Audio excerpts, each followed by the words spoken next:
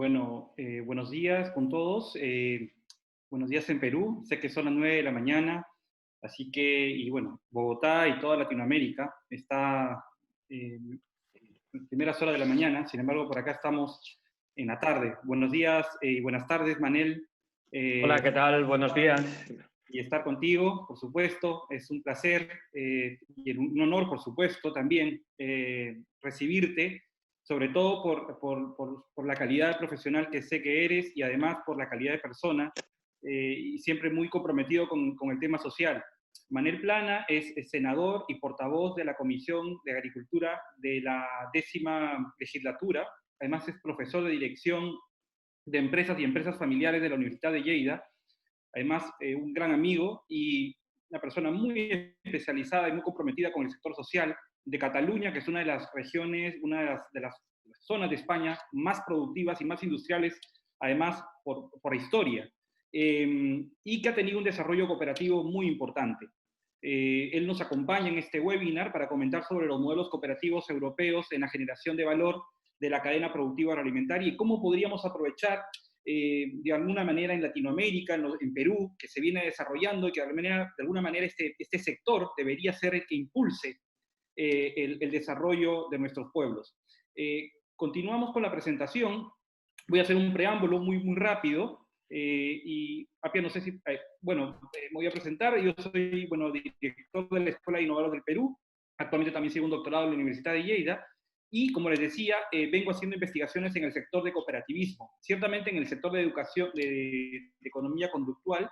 Continuamos, por favor. Y actualmente, bueno, hay dos temas que me importan muchísimo, que me inspiraron de alguna manera a meterme mucho más en este sector, que bueno, ya a nivel profesional lo había estado como gerente general de algunas cooperativas en Perú, y, digamos, especializado como profesor de la maestría de agronegocios también de la Universidad de San. Es que gracias a la invitación del doctor Antonio Colón, me invitó a la mesa redonda de innovación y pude conocer a empresas realmente muy interesantes en Cataluña que tienen un desarrollo además muy completo con el tema de innovación y desarrollo tecnológico. Bonaria, Actel, Argal, ¿no? Incluso empresas familiares como Pastoret, son empresas que han alcanzado un nivel muy importante en calidad, en producto de desarrollo.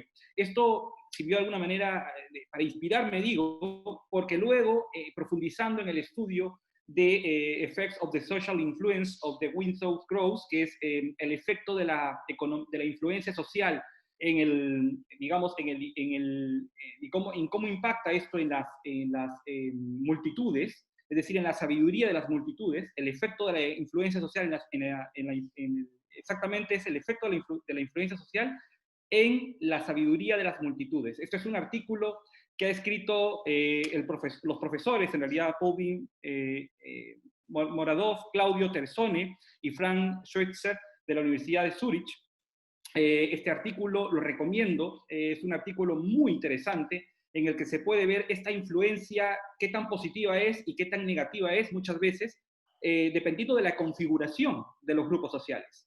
Es por eso que frente a estos dos grandes eventos desarrollé este artículo que, gracias a Dios, bueno, es Impact of the Cooperative Innovation Methodology, que se está presentando, si pasamos a la siguiente diapositiva, se está presentando en Sustainable, es digamos, un foro muy importante, es en BSF 2020, está disponible, si ustedes gustan, lo pueden linkear, bueno, y va a estar, está el PDF, todavía no la presentación bueno, que va a estar como póster ahí, el día se van a dar del 15 al 17, y bueno, un poco resumo la metodología que en realidad estuvo inspirada por estos dos eventos, tanto el artículo, bueno, otros artículos más, y esta invitación, donde pude realmente conocer qué tanto ha avanzado España a raíz de estas cooperativas y sobre todo por la innovación y la tecnología, que son dos grandes frentes que los caracterizan. Continuando también, pude articular de alguna manera una forma de clasificar y me daba cuenta que hay 4 cuadrantes, más o menos por ahí. Seguramente Manel ya nos comentará muchísimo más sobre esto.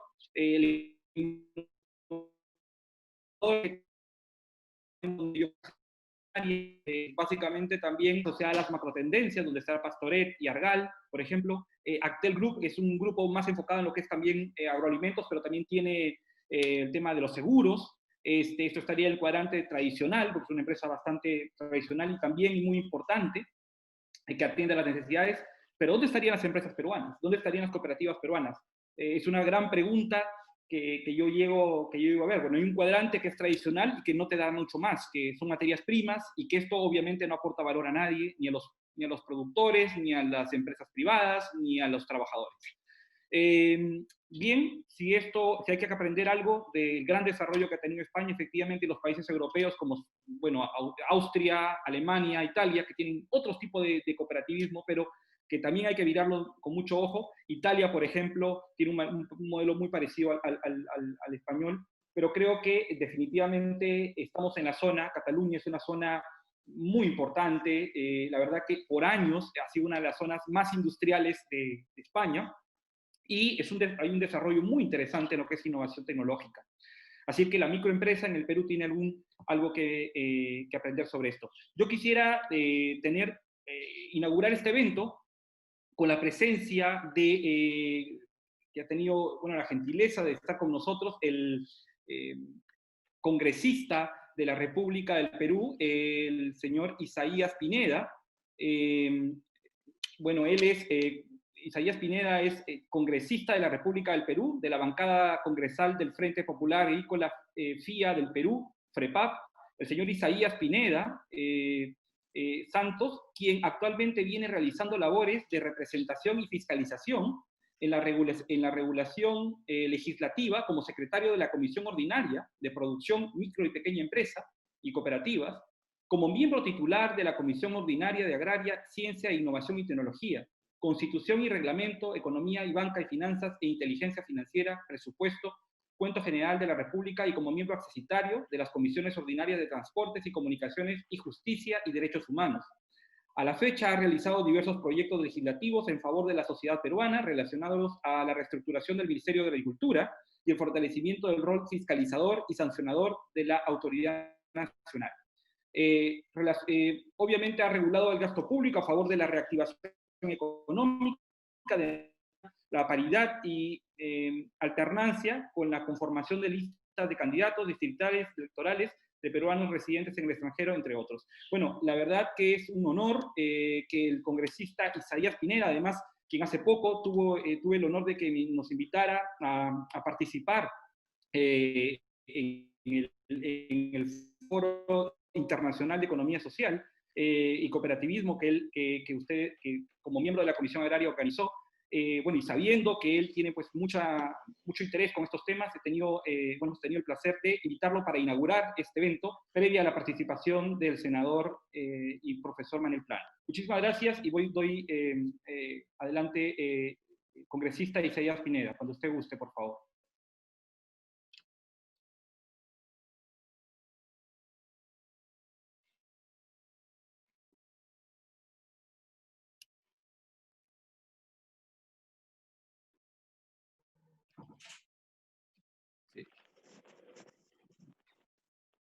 Buenas tardes.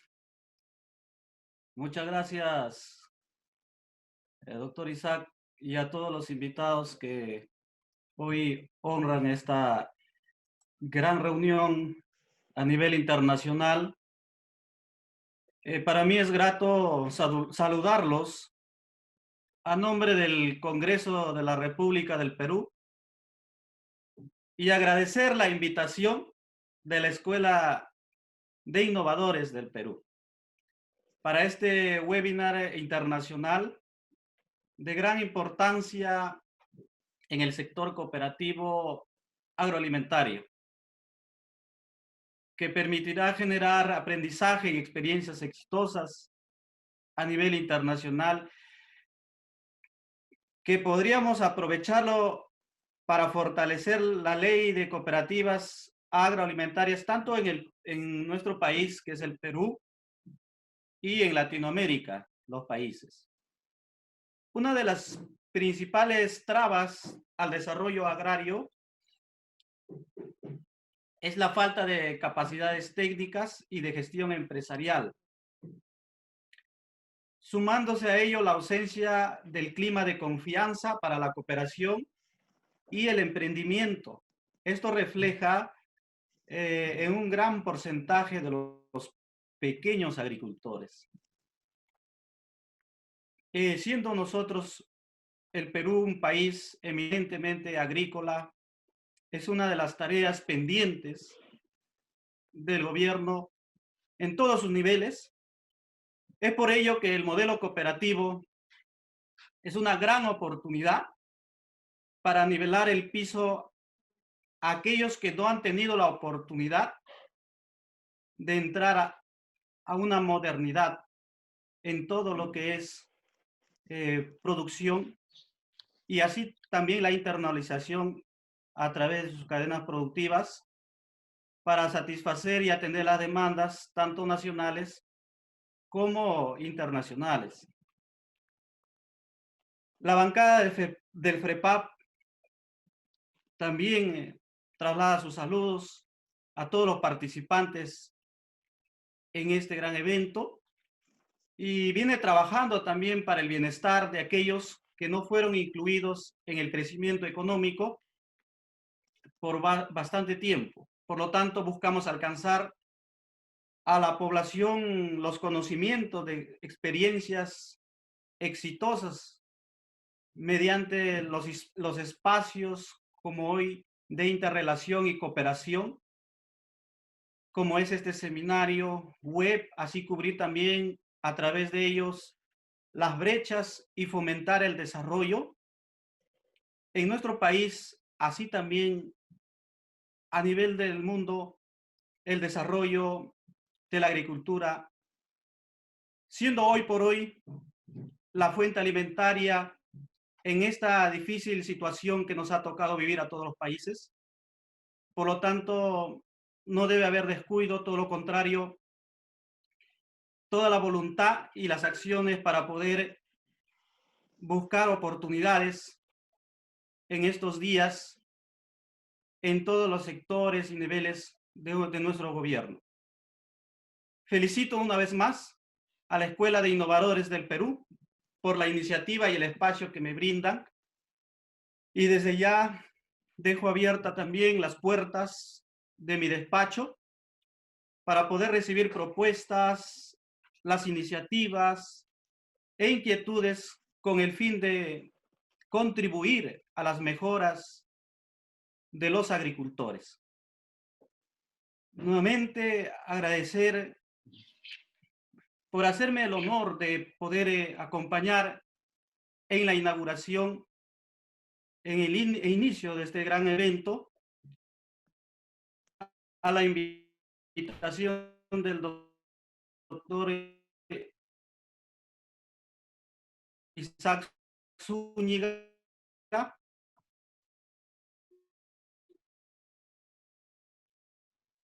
Por lo tanto, Gracias. Muchas gracias, congresista.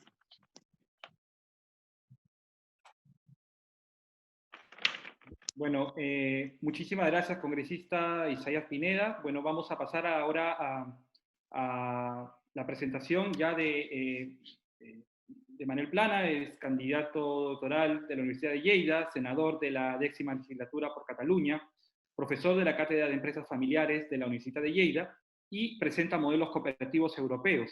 Además, Manel ha publicado o ha ganado un premio muy importante acá del cooperativismo, tiene grandes resultados también de los proyectos de investigación que ha venido y de manera muy desinteresada va a poder compartir con nosotros estos temas. Muchísimas gracias, Manel. Adelante. Un fuerte abrazo. Gracias a todos ustedes por su asistencia. Para mí es un honor poder estar presente en este evento de la Escuela de Innovadores de Perú. Quiero agradecerte, profesor Isaac, colega Isaac Zúñiga, toda la colaboración, todo el trabajo que estamos realizando conjuntamente, todos aquellos elementos que muchas veces estamos elaborando desde un punto de vista teórico, pero también desde un punto de vista de la aplicación práctica al respecto de la cadena agroalimentaria, porque al fin y al cabo este es un elemento que nos une, ya no tan solo la amistad personal que nos profesamos, sino también este elemento de investigación. Para nosotros como Universidad de Lleida también es un hito importantísimo tener esta relación internacional, y además aprovecho para saludar a todos los espectadores, compañeros podríamos decir, que estamos presentes en este webinar, y también al congresista, al señor Pineda. Para mí es un placer y me hace recordar tiempos pasados, porque yo desde 2011 a 2015 estuve como secretario cuarto de la mesa del Senado en las Cortes Generales en el Estado español. Aparte de esta representación institucional, también fui portavoz de mi grupo político, que ya no existe porque, como supongo que ustedes más o menos han podido seguir un poco las noticias de todo lo que ha pasado por aquí en Cataluña, también hay cierto movimiento político, por decirlo de alguna manera. Fui portavoz de la Comisión de Agricultura. Esto me proporcionó yo creo que voy a decir el placer, además de mi obligación, de ser ponente de dos leyes fundamentales en el funcionamiento de las relaciones dentro de la cadena agroalimentaria. ¿Y por qué lo digo esto? Porque creo que es una introducción a lo que queremos hablar. Por un lado, y además se tramitó los mismos proyectos de ley, los dos proyectos de ley seguidos en la misma sesión plenaria.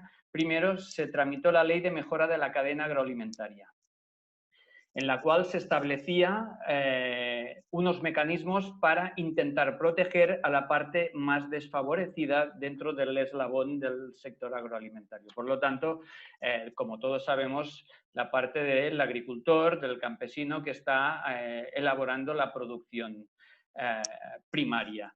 Y a renglón seguido se aprobó también o se tramitó el proyecto de ley para el fomento de la integración de cooperativas agroalimentarias. Creo que es importante establecer este marco general. Además, como bien ha dicho el doctor Zúñiga, estoy impartiendo clases en la Universidad de Lleida como profesor de la materia de empresa familiar, y a lo mejor ustedes ahora se preguntarán qué tiene que ver el cooperativismo con la empresa familiar. Pues mire, les voy a comentar que hay diferentes líneas de investigación en la que se establece que una cooperativa es una familia de familias. Imagínense ustedes lo que esto significa. Y además, apelando a esa voluntad social, siempre he mantenido en mis intervenciones, o mantuve en mis intervenciones, porque ahora ya no estoy en el mundo político en activo, que sin proyecto económico no existe proyecto social. ¿Qué quiero decir con esto? Si una parte de la cadena agroalimentaria, porque ahora nos centramos en la cadena agroalimentaria, no puede obtener unos beneficios obtenidos a partir de su trabajo, no puede tirar adelante ese proyecto social que, entre otras cosas, puede ser el desarrollo del entorno rural. Y esto lo vemos en una zona como Lleida, que Lleida nos representa dentro de Cataluña, es la zona menos desarrollada desde el punto de vista industrial. Somos una potencia agroalimentaria, agroindustrial, sin ninguna duda, pero el efecto tracción que tiene una región, una área metropolitana como puede ser Barcelona, desvía la atención de un elemento fundamental como es el equilibrio territorial.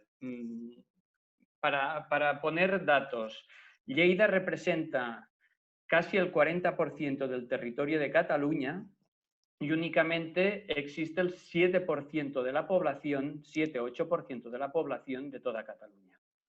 Por lo tanto, fíjense ustedes las características de nuestro entorno.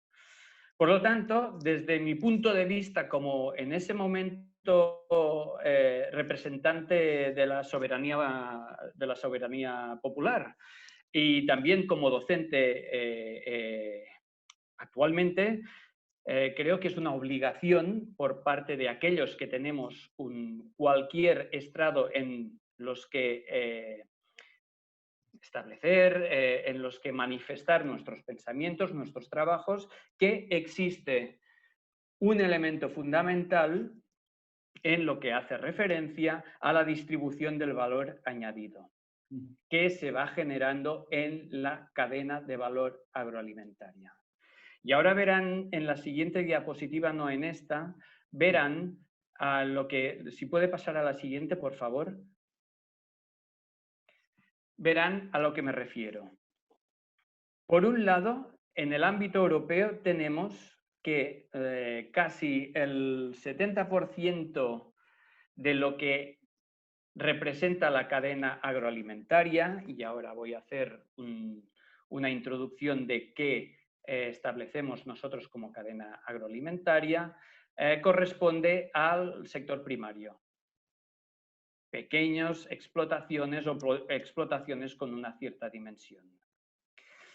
Pero fíjense ustedes, por otro lado tenemos la industria transformadora, que representa pues casi un 10%.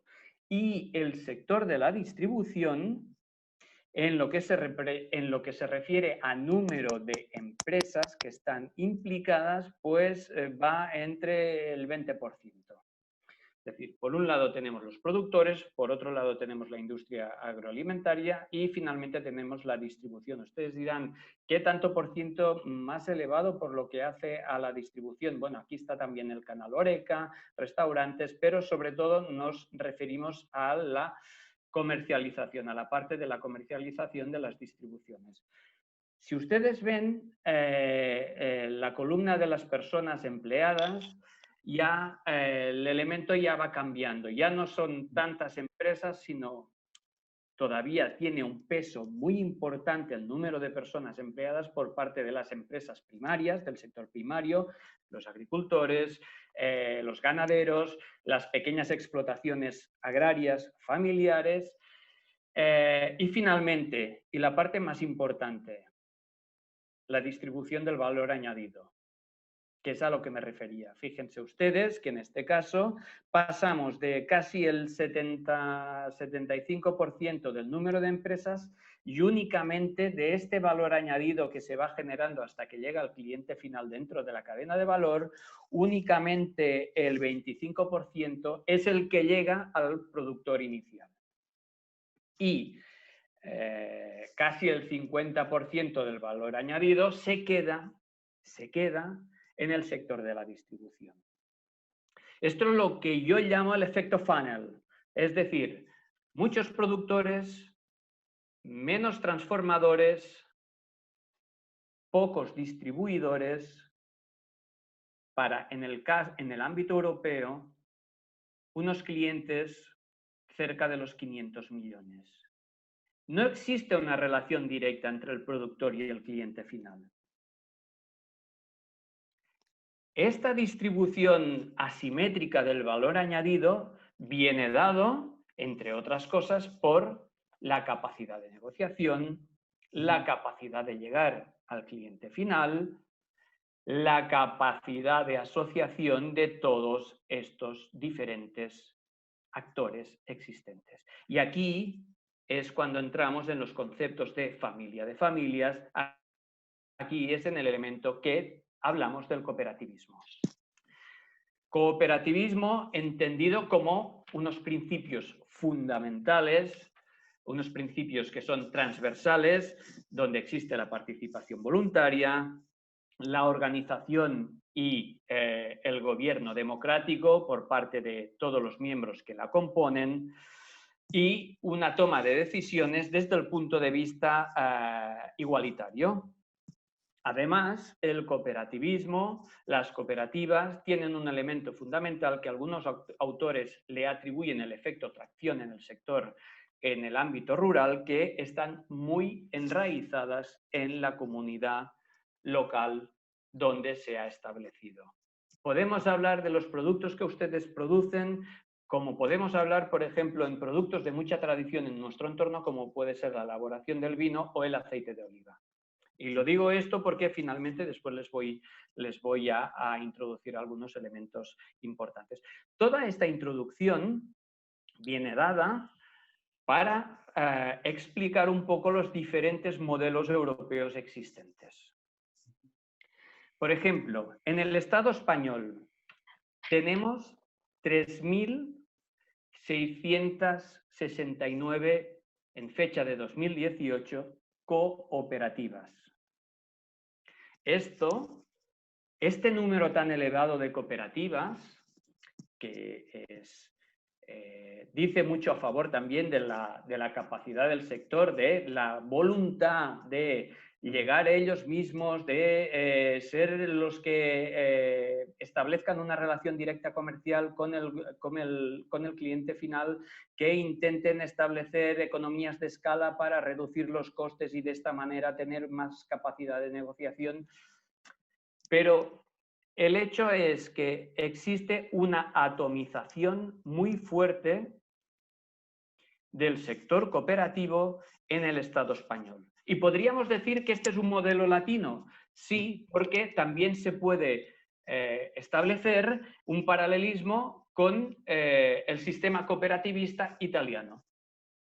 Dentro de Italia podríamos diferenciar entre el norte y el sur, pero no vamos a ir a tanto detalle. Por lo tanto, vemos que ya un tipo de cooperativismo muy fragmentado, muy localista, con dificultad para establecer unas dimensiones óptimas para poder tener capacidad de negociación, existe en el cooperativismo latino, el cooperativismo del ámbito mediterráneo, porque también podríamos hablar de Portugal, también podríamos hablar de Grecia. Vamos a un eslabón superior. Por ejemplo, Francia. En Francia hay 2.400 cooperativas agrarias más otra forma agraria llamada CUMA, que llega a los 10.000 miembros. Ya no existe una fragmentación tan grande porque tengan en cuenta que Francia, el sector cooperativo francés, factura 84.000 millones, mientras que en el Estado español era alrededor de unos 29.000 millones. Por lo tanto, ya es un punto intermedio entre lo que es el tipo de cooperativismo latino, si me permiten la expresión, y el que veremos posteriormente, que es el nórdico. Y a este me remitiré. Por ejemplo, en Dinamarca existen 2 cooperativas que comercializan toda la producción láctea en todo el país, o una única cooperativa que comercializa la carne de vacuno, llegando a un 67% de cuota de mercado. En Finlandia existen 20 cooperativas lácteas y únicamente 4 de carne. Pero también tenemos el ejemplo de Holanda. Holanda es un país a seguir.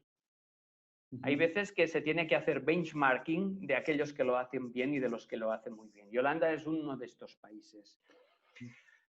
Hay en la totalidad 200 cooperativas agroalimentarias que llegan al 68% de la cuota de mercado. ¿Por qué lo digo todo esto? Porque cuando tuvimos el proyecto de ley al respecto del fomento de la integración y de lo que es la integración de las cooperativas agroalimentarias, en el preámbulo mismo, si ustedes pueden ir perfectamente a la página web del Senado y lo pueden ver incluso en directo la intervención que hicimos cada uno de los ponentes y de los senadores, en el propio preámbulo del texto reconoce la fragmentación de este sector primario. Si existe fragmentación del sector primario por un lado y por el otro lado existen 4 distribuidoras por poner un ejemplo, empresas de la distribución que llegan al 40% del mercado, además de tener un elemento fundamental que son la comercialización por parte de las cooperativas agroalimentarias, la comercialización de producto perecedero, que por lo tanto esto es una espada de Damocles que necesita de una comercialización rápida, además el poder de negociación no está en manos del productor. El productor es el que asume los riesgos. ¿Quién se lleva la mayor parte del valor añadido? Es la distribución. Por lo tanto, las cadenas de contacto directas entre productor y cliente final, que esta es una de las tendencias existentes en la actualidad en el sector agroalimentario europeo y en algunos países mucho más desarrollado, es lo que permitirá una distribución más equitativa de este valor añadido. Porque además tenemos un entorno cambiante que no se corresponde con lo que es la producción agraria. Es decir, ustedes, para producir cualquier tipo de producto agroalimentario, necesitan una inversión de un tiempo mínimo, que a veces no se corresponde con el cambio de gustos del cliente final. Esto por una parte. No existe la capacidad de interactuar directamente con el cliente final, porque siempre existe dentro de esta cadena de valor unos intermediarios que son los que tienen la relación directa con el cliente final. Y finalmente, y muy importante, la necesidad de establecer, en este caso, unos periodos de pago de los productos vendidos que estén acordes con las inversiones realizadas. Por ejemplo, la ley de morosidad en el Estado español establece que los productos perecederos, el productor tiene que cobrarlos a los 30 días, una vez entregados. Los productos transformados a 60 días. Hay veces que esto no se cumple.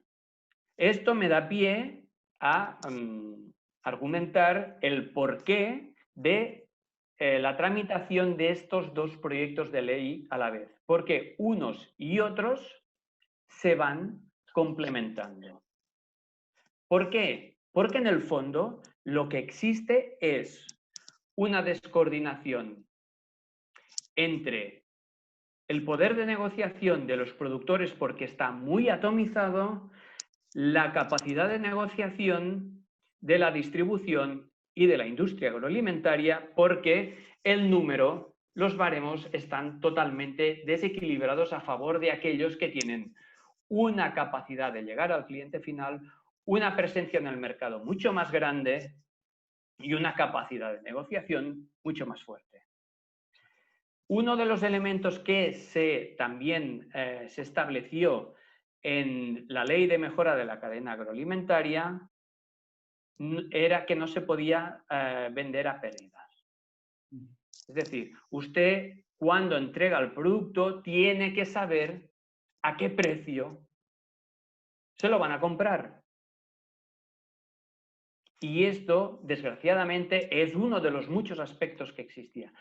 En definitiva, tenemos por un lado un producto, un sector productivo muy fuerte, muy atomizado, que tiene instrumentos como es el cooperativismo para poder también ejercer un poder de negociación para, a la vez que necesitan unas compras de productos necesarios para el funcionamiento, ya sean semillas, ya sean cualquier tipo de insumos relacionados con el sector agroalimentario. Hay una producción, pero que esta producción necesita de una comercialización. Miren, yo provengo de un entorno agrario.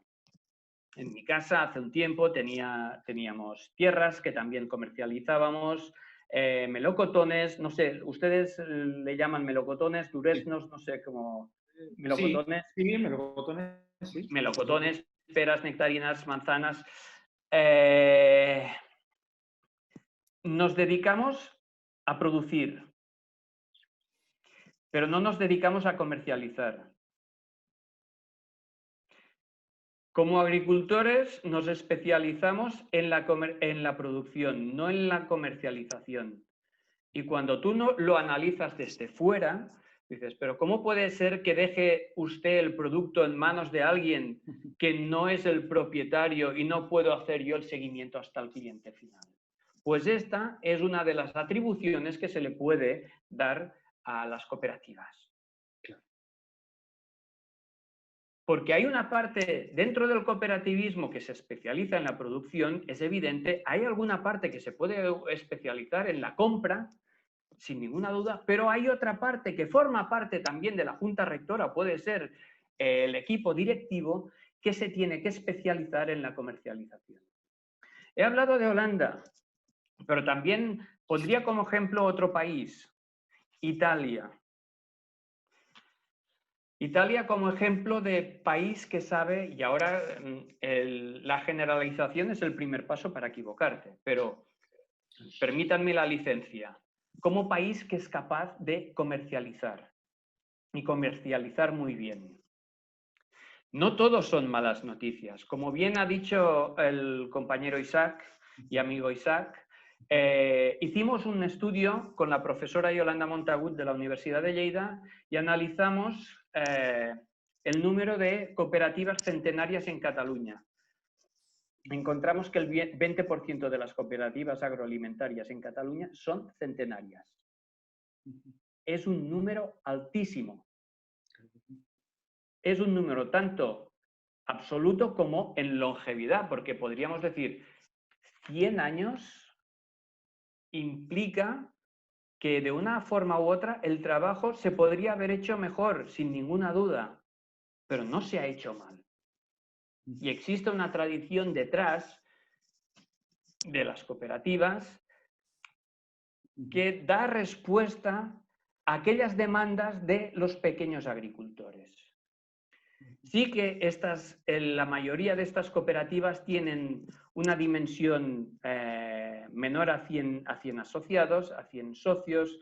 Están especialmente dirigidas estas cooperativas centenarias al sector de la oliva y del vino.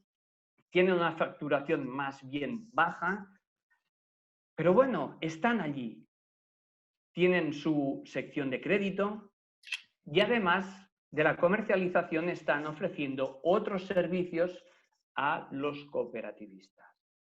Por lo tanto, el cooperativismo se ve que en un momento determinado no solo es útil para los propios cooperativistas, sino que es un elemento de anclaje y de atracción de población, porque este producto alimentario que se exigirá en un tiempo muy corto la necesidad de incrementar la producción y satisfacer las demandas alimentarias de la población, tiene futuro. Ahora bien, vayamos a hacer lo posible para que estén en unas condiciones mínimamente igualitarias dentro de esta asimetría existente en la cadena de valor.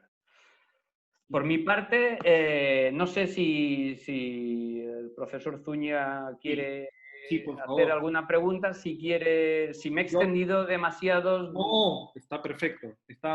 Bueno, en realidad sabemos que muchísimas gracias ante todo, profesor Manuel Plana, por darnos esta, la verdad, muy sucinta, pero además muy completa y nutrida explicación sobre el ámbito cooperativo europeo.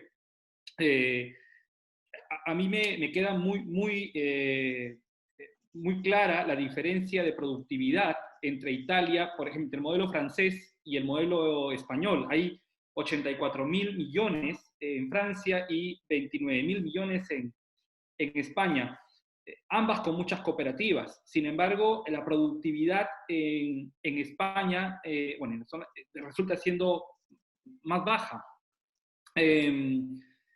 Podría ser la posibilidad claro, una de las posibilidades es efectivamente la atomización, es decir, la cantidad de cooperativas y definitivamente el problema de la estandarización, que podría ser uno de los puntos, ¿no? Sin embargo, la verdad que en España el que haya habido esta cantidad de cooperativas y además que ahora el tema de la longevidad sea un tema importante, dice mucho del espíritu cooperativo en España. Dice mucho de la orientación, del enfoque, de la forma de vivir, del estilo de vivir en comunidad,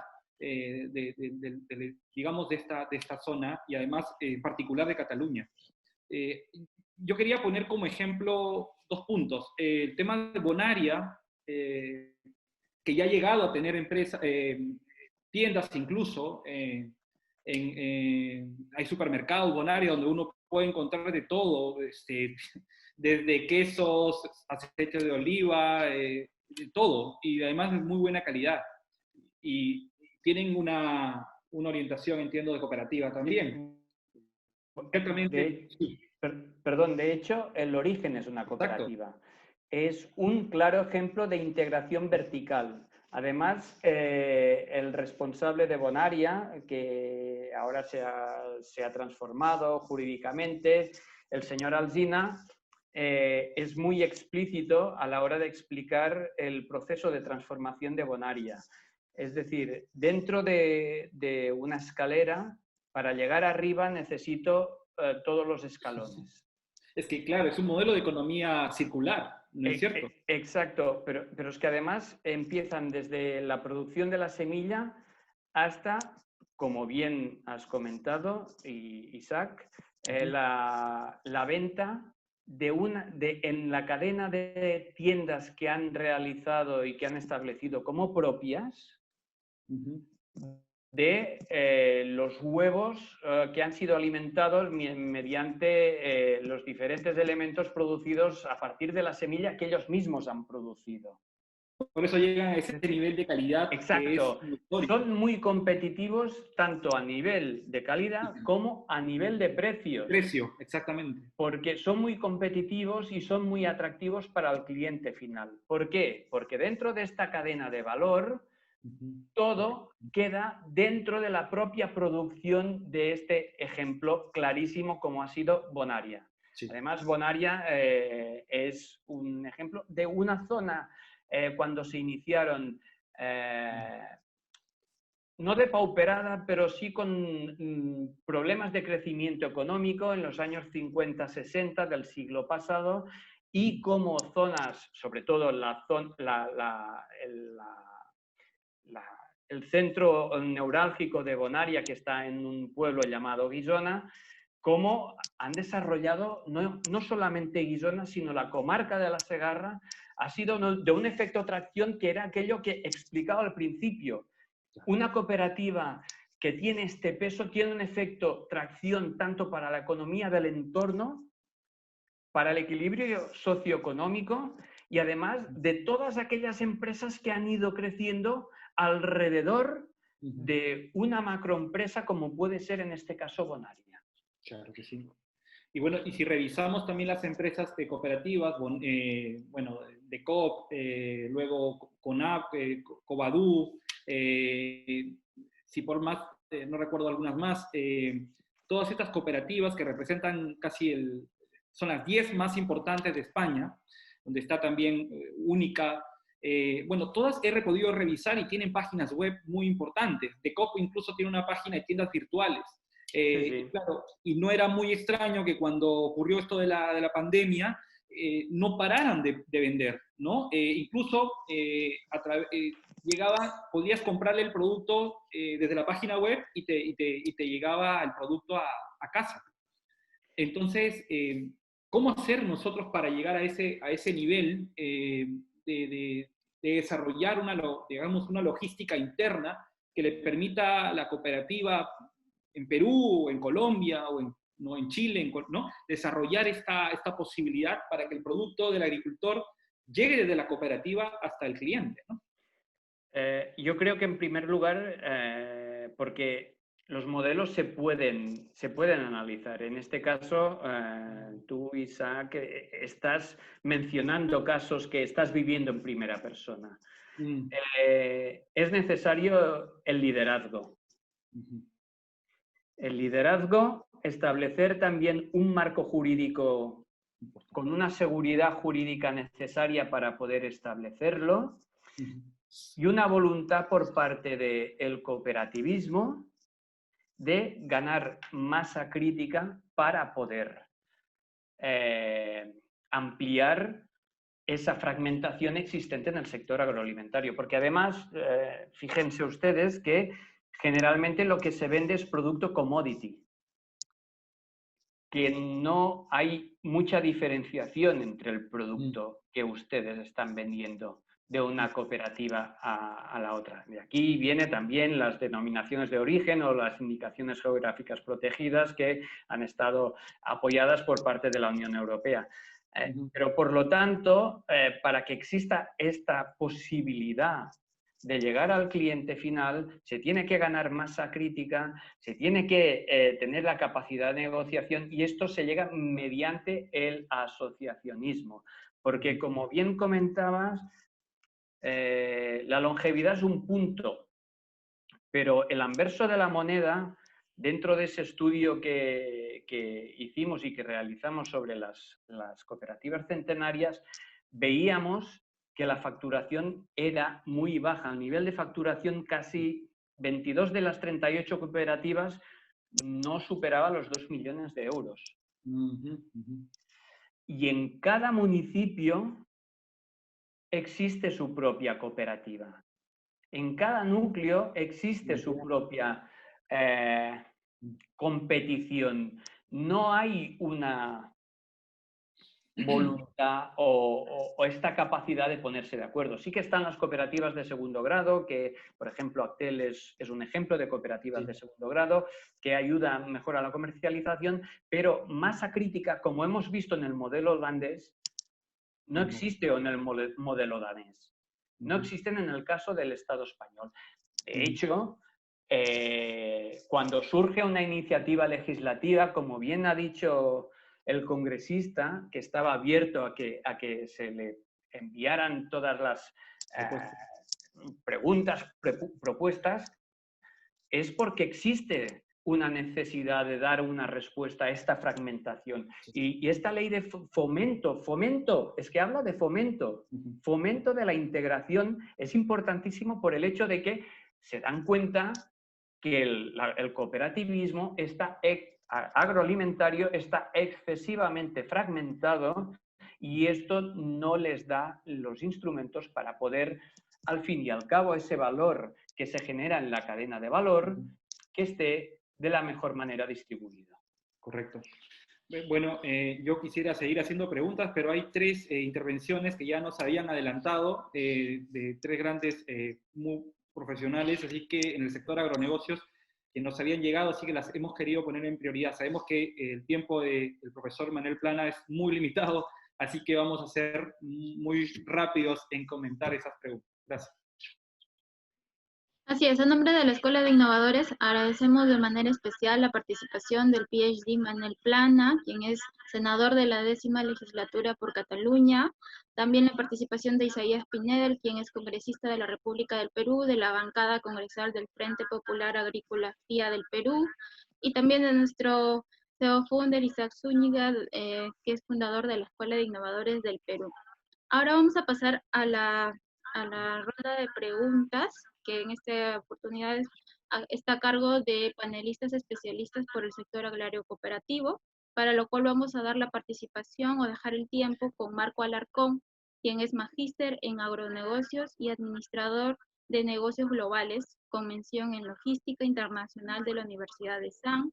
También tiene posgrados en comercio exterior, gestión comercial y sistemas estratégicos. Cuenta con 10 años de experiencia en empresas vinculadas al comercio internacional y actualmente formulador de planes de negocios. Vamos a dejar el tiempo con Marco Alarcón para que pueda formular su pregunta, ya que él también es especialista en el tema. Así que, Marco Alarcón, el tiempo es suyo.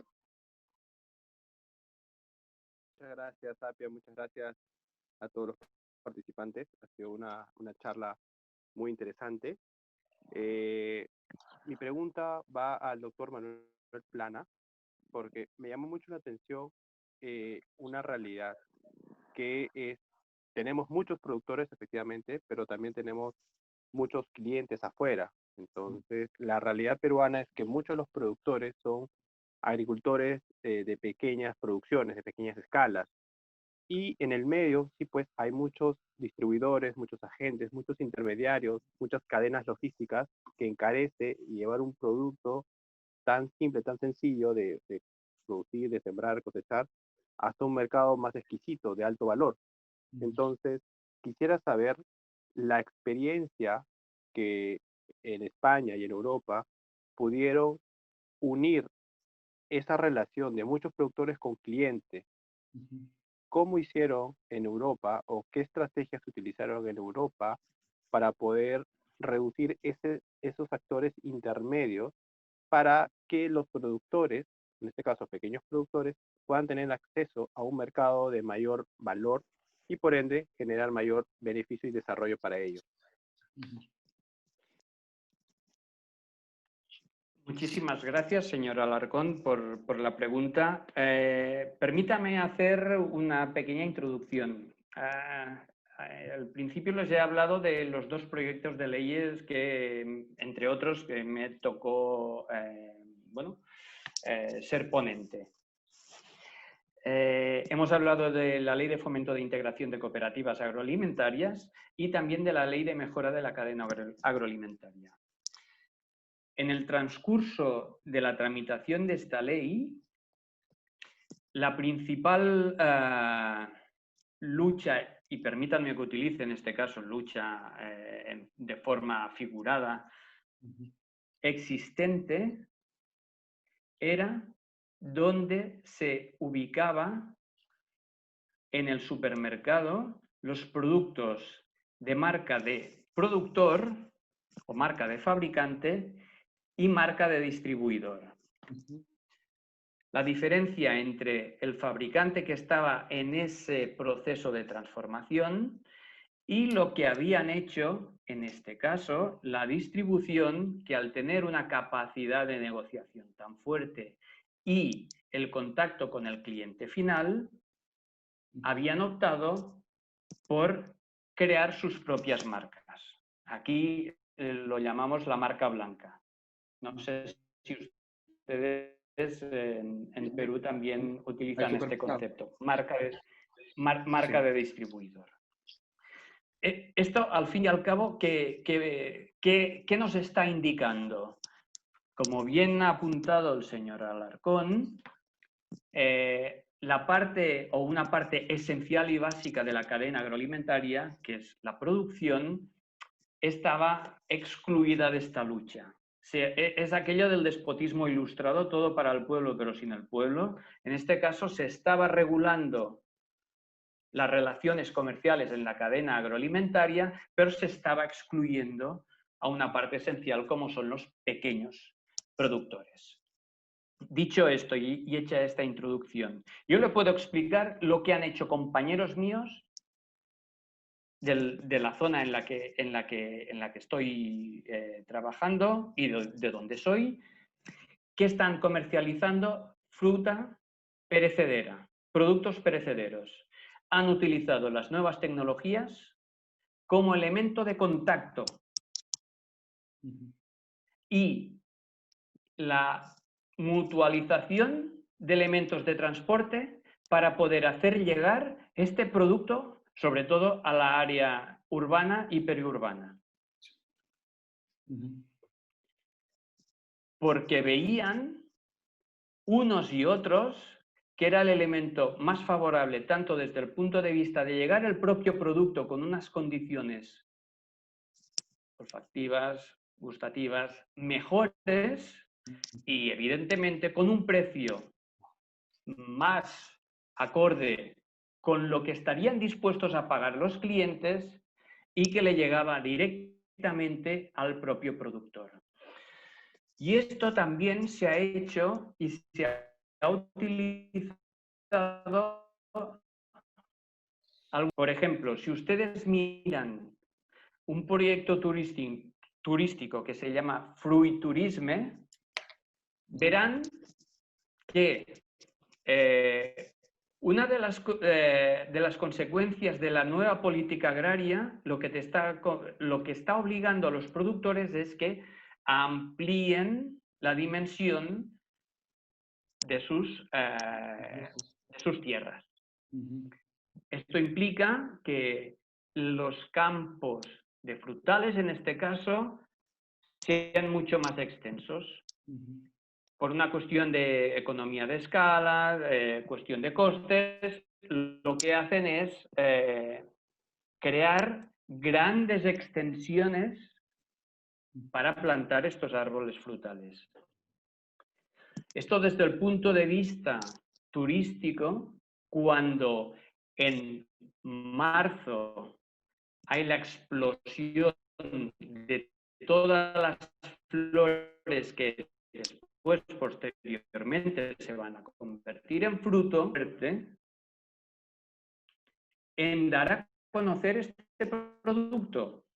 Además de que también ha salido en 2 películas y ha salido en la guía, en una de las guías de viajes, la foto de esta zona a la que pertenezco. Esto ha permitido poner en valor una actividad turística, bueno, una actividad que estaba allí, que nadie le daba valor, y en un momento determinado hubo gente que dijo, oye, vayamos a aprovechar esto, como hacen en Japón cuando existe el cherry blossom. Cuando las cerezas, la flor de las cerezas, está en su máximo esplendor. Pues se ha hecho lo mismo. Este ha sido un elemento para dar a conocer el producto. Liderazgo, utilización de las nuevas tecnologías y hacer un seguimiento del producto como si fuera cualquier otro producto industrial. Con la diferencia y con la salvedad que ustedes están vendiendo salud y están vendiendo alimentación. No están vendiendo una pera. Están vendiendo historia. El aceite de oliva es historia. Porque los romanos y los griegos ya lo estaban produciendo.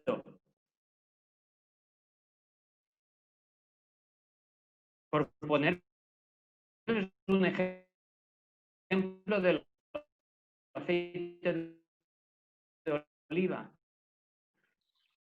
Y va más allá del producto en sí, el neuromarketing y aquel valor añadido que va más allá del producto. El cliente final ya está satisfecho solo con el hecho de saber que le van a enviar un producto que sale del campo y que va directamente a su casa. Impresionante. Y yo quisiera agregar a la intervención del profesor Manel el caso de esta flor chilena,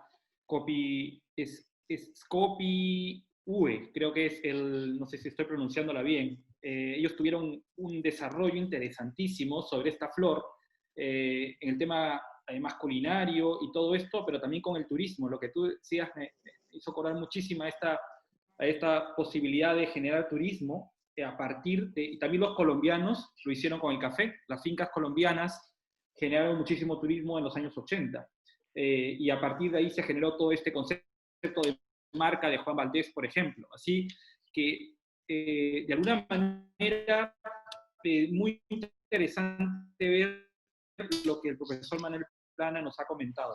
Perdone que... No. Añadiré algo a lo que comentabas, Isaac. Este año se ha creado el proyecto Apadrina un árbol. Lo ha hecho daba la posibilidad a gente de otras zonas de apadrinar un árbol, y lo que tenían como contrapartida era recibir lo que producía ese árbol, o una parte de lo que producía ese árbol. Esa vinculación emocional, enraizamiento, árboles frutales, tierra, salud, productos de primera calidad, agricultores, equilibrio territorial, Son todos estos elementos que envuelven lo que es únicamente y esencialmente un producto magnífico, pero que no hemos sido capaces, y digo hemos porque me incluyo dentro del sector agrario, no hemos sido capaces de darle el valor que correspondía. No sé si existe, bueno, otra pregunta. Pia, si hay otra pregunta, Sí, adelante. así es. Muy bien, agradecemos la participación de Marco Alarcón por formular la pregunta y a Manuel Plana y a nuestro CEO Funder Isaac Zúñiga por responder a las preguntas. Vamos a dejar el tiempo ahora con Omar Guerrero. Vamos a presentar a Omar Guerrero. Él es ingeniero habilitado en agroindustrias con especialización en gestión de calidad en inocuidad alimentaria. Realizó estudios de posgrado en agronegocios de la Universidad de San y gestión pública. Él tiene otra pregunta que va a formular, así que vamos a dejar el tiempo con el ingeniero Omar Guerrero. Bueno, muchas gracias primeramente. Permítame agradecerle y saludarle al profesor Manuel Plana y felicitarle por muy buena y brillante exposición. Asimismo, agradecerle al doctor Isaac Zúñiga por el espacio que me da para esta pregunta. Quisiera primeramente que nos pueda compartir un poco más de su experiencia y conocimientos y explayarnos sobre los siguientes puntos que nos interesa un poco en el desarrollo de las cooperativas acá en nuestro país. Primeramente, ¿cómo fue la evolución del Estado a nivel normativa y cooperación Estado, universidad y sector privado para que se pueda dar ese impulso y consolidación de las cooperativas a nivel europeo, que nosotros podamos de repente rescatar y quizás pues no hacer un copia-pega, sino una adaptación a nuestro sistema y a nuestras condiciones? Otro punto que me gustaría que nos pueda puntualizar es respecto a la administración y gestión de cooperativas. ¿Contaban con las mismas condiciones que tenemos acá en Perú o en Latinoamérica? ¿O cuáles son esos escalones que nos van a permitir apuntar al mejor desarrollo del sector asociativo y cooperativo? Y finalmente, un punto que me gustaría que nos pueda describir y detallar con ejemplos respecto a la expansión de cooperativas a mercados emergentes. Actualmente es dable para que se puedan integrar cooperativas de Perú o de Latinoamérica a otras cooperativas de otros países, de repente de Europa, de tal manera que pueda esto expandir o hacer la sinergia de sus experiencias y hacer una consolidación tanto a nivel normativo, a nivel experiencia, mercado y todo lo que se pueda ir dando en el transcurrir de este crecimiento. Muchas gracias por su respuesta. Muchísimas gracias. Preguntas como han sido todas las que han precedido.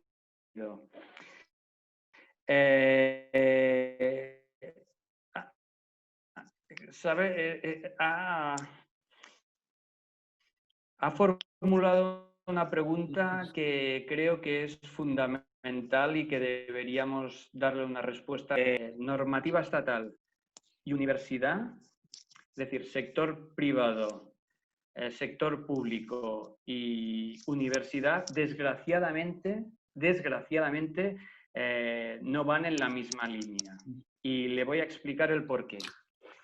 Dentro de la valoración del profesorado universitario en el ámbito académico, el hecho de elaborar proyectos conjuntamente fuera de lo que es la producción de papers en revistas, que es al fin y al cabo mediante lo que te acreditan, pues tiene un peso dentro del currículum bastante exiguo.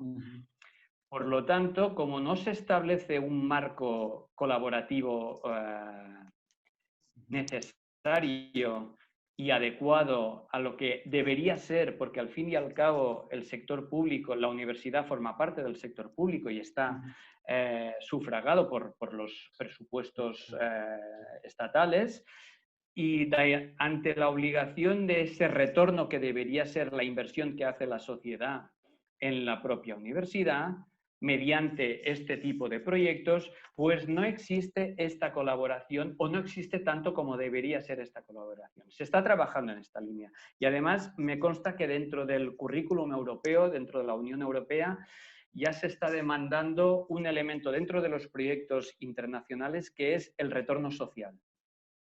Dentro de los baremos para que se te pueda proporcionar o se te pueda reconocer el hecho de poder hacer un proyecto y llevarlo a cabo, uno de los elementos fundamentales es, muy bien, oiga usted, esto me parece magnífico, pero ¿qué retorno va a tener las empresas, las cooperativas centenarias, pero para qué? Para ver las prácticas o los elementos en común que han hecho que estas cooperativas sean centenarias y que esto se pueda trasladar a las siguientes y que se pueda hacer, y ahora voy a la segunda parte de lo que usted decía, unas jornadas de colaboración internacional entre diferentes estudiosos y empresarios, tanto de Perú como de Cataluña como de Italia, en la que se pueda establecer un marco de colaboración y de enseñanza o de compartir diferentes experiencias que sean válidas. Vayamos a eso.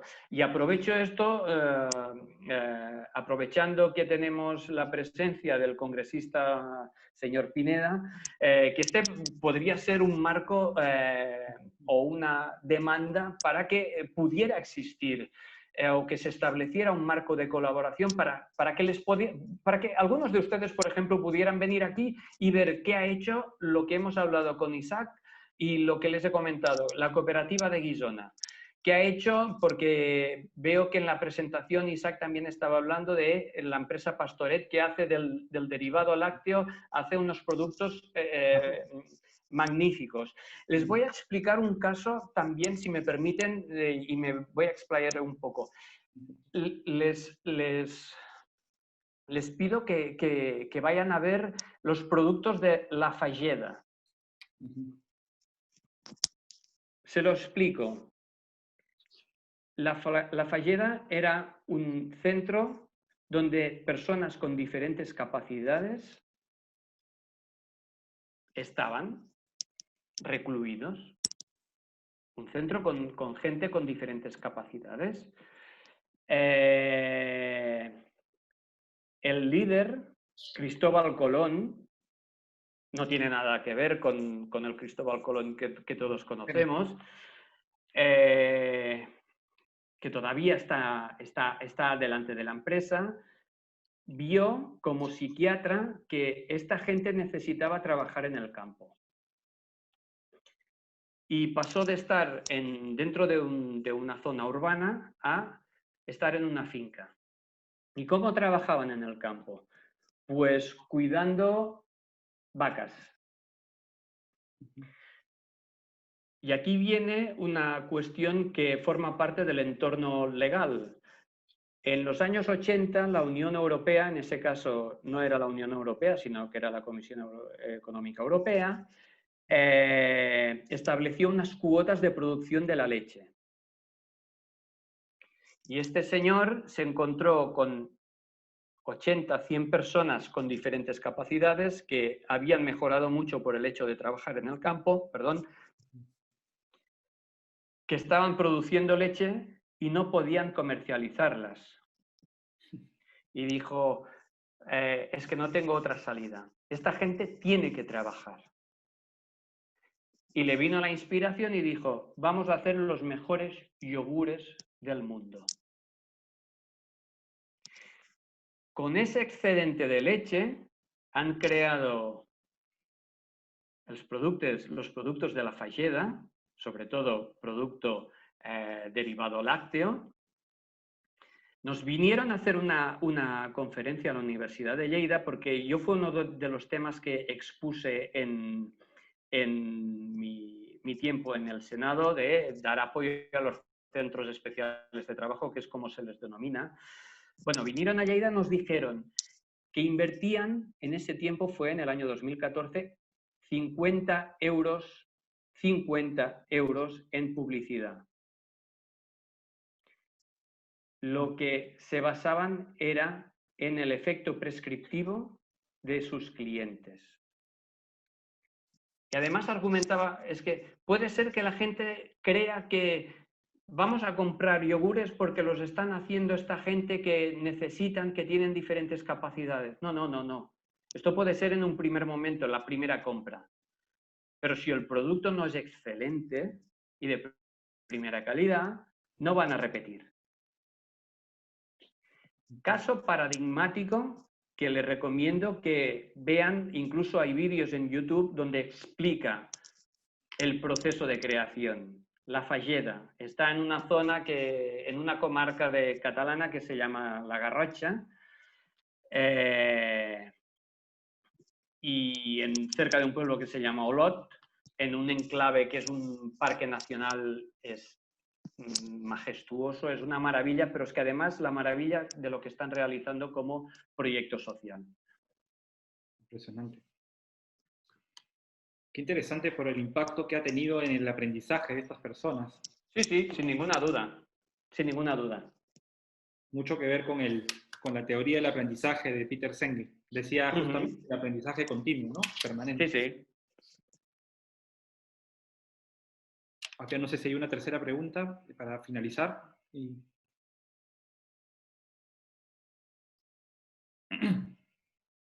¿Tienes el audio?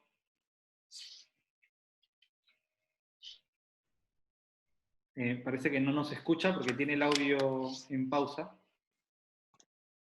Perdón. Nuevamente, agradecemos la participación de Omar Guerrero, de nuestro panelista especialista quien formuló la pregunta, y de la participación de nuestros ponentes. Vamos a dejar el tiempo con una última participación a cargo de Álvaro Villanueva. Vamos a presentarlo. Nuestro panelista especialista Álvaro Villanueva es ingeniero agrónomo con estudios de maestría en agronegocios de la Universidad de San. Cuenta con 10 años de experiencia en asociación de productores agrícolas. Llevó a cabo o tuvo a cargo la jefatura de Fondo Agroindustrial Contractual en proyectos de irrigación y gerencia comercial de cuentas claves con productos de innovación para la producción y protección de cultivos. Vamos a dejar el tiempo entonces con el ingeniero Álvaro Villanueva, quien va a formular su pregunta el día de hoy.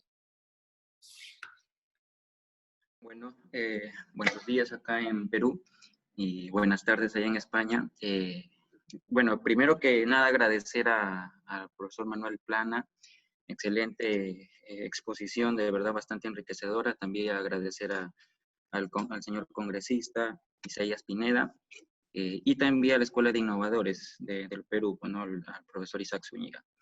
Mi pregunta, y antes que nada, primero hacer un comentario. Aquí en Perú existen aproximadamente 1.245 cooperativas. De estas 1.245 cooperativas, el 30%, es decir, casi 400 cooperativas son agrarias.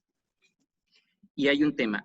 La administración de estas cooperativas agrarias, llámese las gerencias, la administración, la logística, el 50% no está en manos de personal capacitado, administradores, estudios universitarios, etc.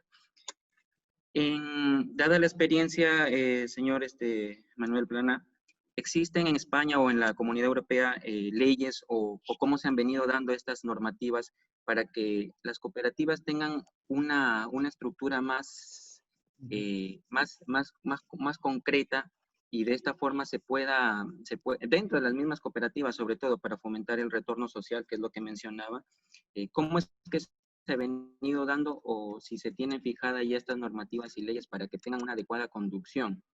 Porque aquí el dato en Perú, pues es, como le vuelvo a repetir, es el 50% de nuestras cooperativas no está en manos de personas con la capacidad idónea, ¿no?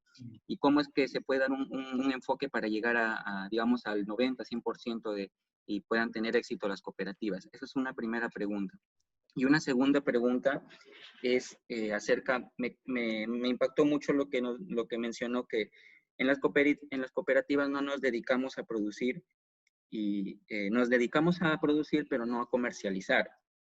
Entonces, dado estos dos enfoques de producción y de comercialización, puedo captar tal vez un tercer enfoque que sea la promoción, y en ese enfoque, ¿qué es lo que puedo podemos hacer, qué es lo que podemos hacer para llegar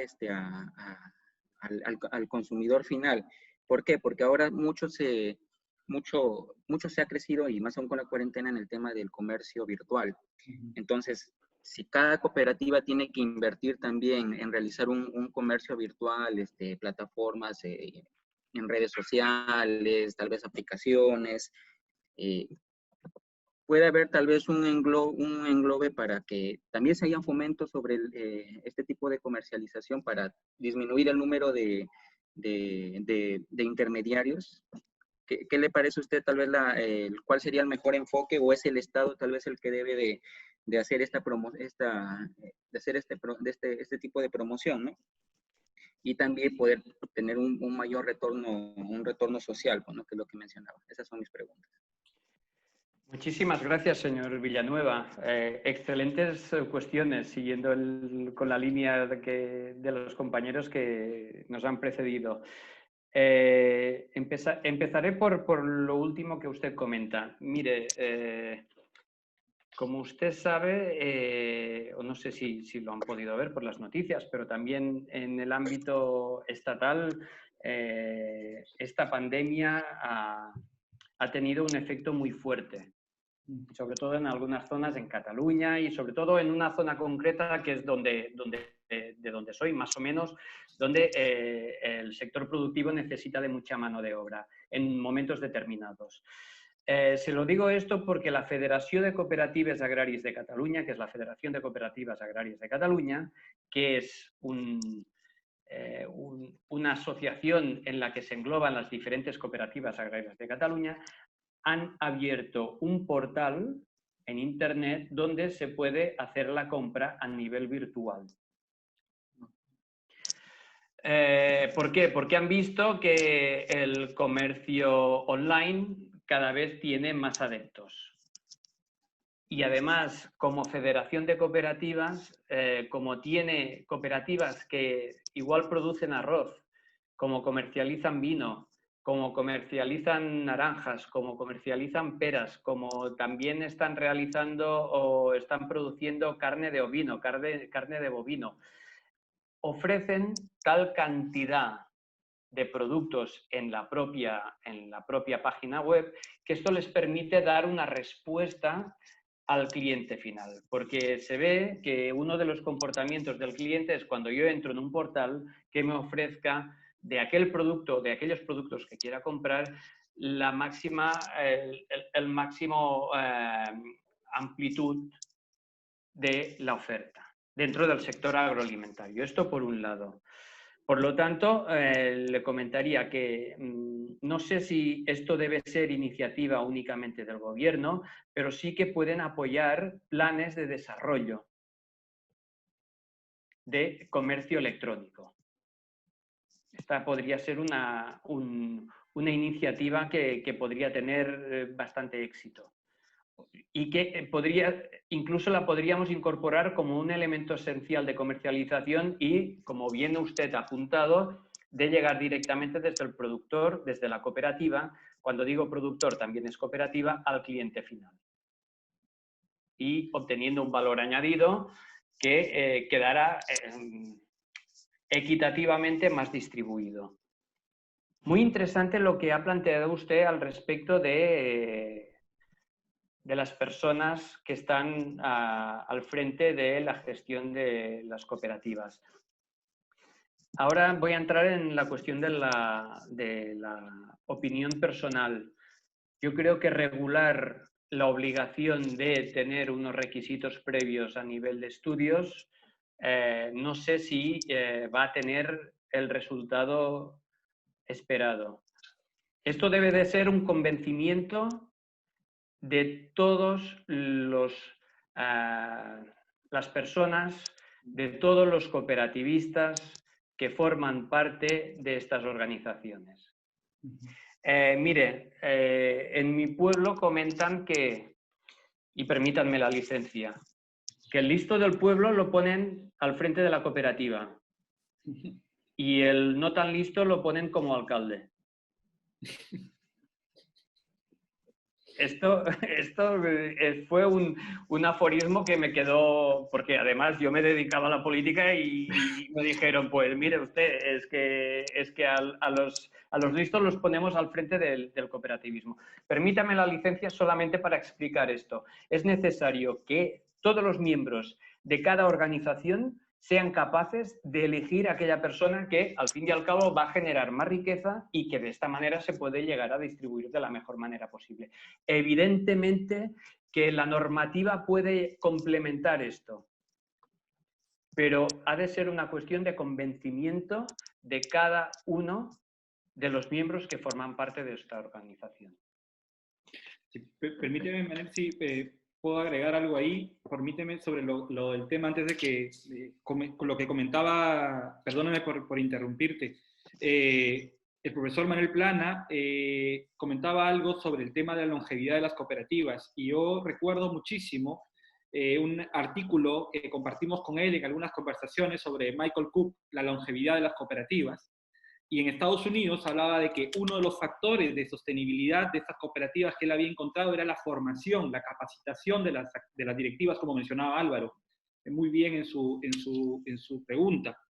Y bueno, tuve la posibilidad hace poco, le comentaba al profesor Plana, de estar en la CIMA, que es una feria en Zaragoza, y escuché un plan de formación que mencionaba la directora de rural del gobierno, y mencionaba que tenían una meta, un plan de formación. Yo no sé si la meta era muy ambiciosa, pero era 10%, tenían como expectativa de que 10% de las directivas tengan el grado de doctor. No sé si lo habrán logrado, pero ciertamente es muy diferente a lo que pasa en Perú y en Latinoamérica. No sé cuántos doctores o cuántos magíster tendrán las directivas o tendrán como gerentes las cooperativas, pero estoy casi seguro que hay un impacto muy fuerte en la productividad cuando existe personas capacitadas dentro de una cooperativa, porque tienen una lógica empresarial. Hace poco estuve estudiando el caso de ACEPAT. ACEPAT es una cooperativa que ha pasado de asociación a cooperativa y luego a modelo híbrido. Si ustedes revisan los años que está el gerente o la directiva, bueno, la directiva cambia por tercios, pero la gerencia está ahí. Y el plan, sobre todo el plan estratégico, impacta definitivamente el plan estratégico en la productividad. Esto definitivamente, bueno, es una opinión, pero quería compartirla, si me permite la licencia, Manel. Claro que sí. Un auténtico placer. Si me permiten únicamente, ya para terminar, comentarles, estoy realizando la tesis doctoral sobre la incorporación de las nuevas generaciones en las explotaciones agrarias familiares. Es decir, si vemos que a nivel de rentas agrarias, diferentes estudios nos están diciendo que ha habido una disminución de estas rentas agrarias, si vemos que existe una cierta dificultad porque hay un proceso de concentración, incluso de introducción de empresas que forman parte de otros sectores que están invirtiendo en el sector agroalimentario porque lo ven estratégico, ¿qué es lo que lleva a los estudiantes a formarse en escuelas agrarias? Que estas escuelas sí que es un número de 14 escuelas distribuidas por todo el territorio que forman parte del Gobierno de Cataluña y que están formando y que están profesionalizando a jóvenes para no gestionar una cooperativa, sino para gestionar de forma profesional una explotación agraria familiar.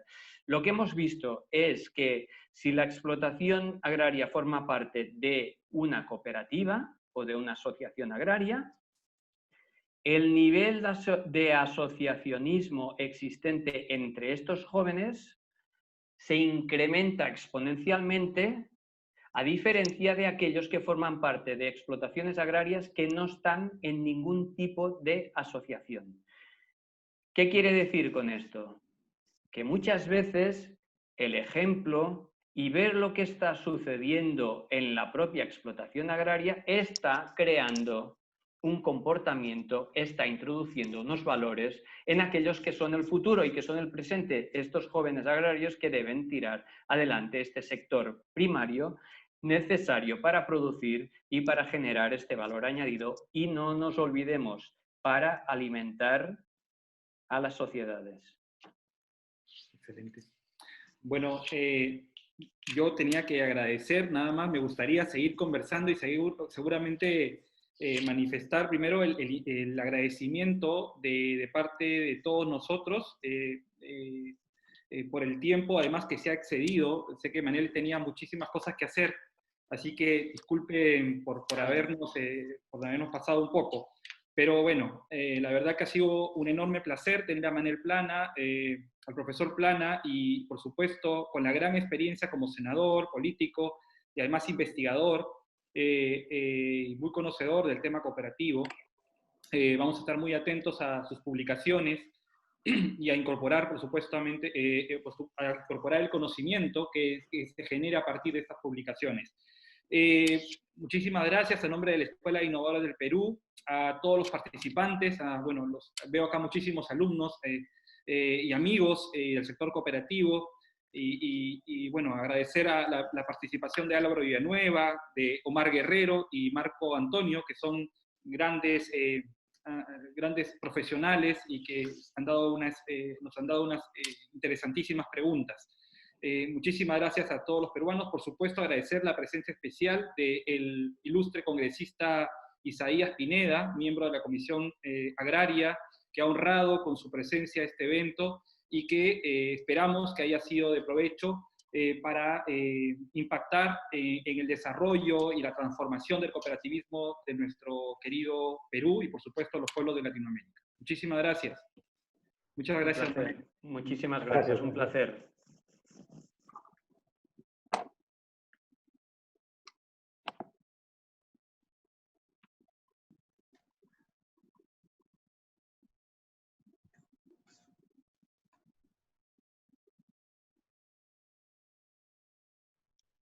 Muchas gracias a todos nuevamente. Estaremos subiendo el video sobre toda la participación que hemos desarrollado el día de hoy en nuestro Facebook institucional y también por LinkedIn. Nos encontramos como Escuela de Innovadores del Perú. Así que pueden seguirnos por nuestras redes sociales, que por ahí vamos a estar siempre publicando las novedades sobre capacitaciones, conferencias, webinars internacional. Muchas gracias nuevamente a cada uno de ustedes por su participación. Que tengan buen día.